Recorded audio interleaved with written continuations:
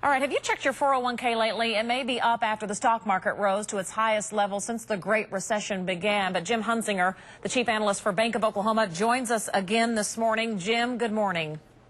Good morning, Robin. Well, let's talk a little bit about what the Fed Reserve is planning to do, buying up anywhere from $600 billion of government securities. Why do people here need to care about it? Because is this money out of thin air? You know, a mom waking up trying to get her kids off to school, when she says, oh, the government's doing this, I don't really care. But we need to care about this, don't we? Yeah, it is important. It is one of the tools in the toolkit, I guess, from a central banker's perspective, from the Federal Reserve's perspective, to try and generate more economic activity, to try and improve employment, and to get inflation from where it is right now, which is approaching zero, back up more towards the Fed's target, which is around 2%. So are we playing with inflation here? What is on the horizon? We hear cotton prices are going up, sugar could be going up, that, you know, our commodities are going to be increasing, and then it's going to cost us more to buy things, and with the dollar down, I mean, are we setting up for, a perfect storm here?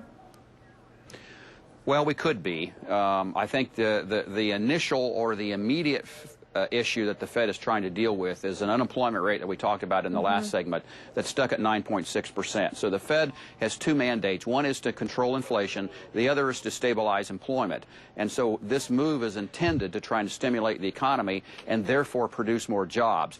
The ultimate result could be that it also could be inflationary. So they'll have to deal with that problem eventually. But for the time being, what they're trying to do is generate more economic activity that would produce more jobs. What if that doesn't work? I mean, do we print more money? Is that the answer? Well, it is for the time being, because the Fed is running out of rope here. They've already taken short-term rates down to zero. They did that a year and a half ago.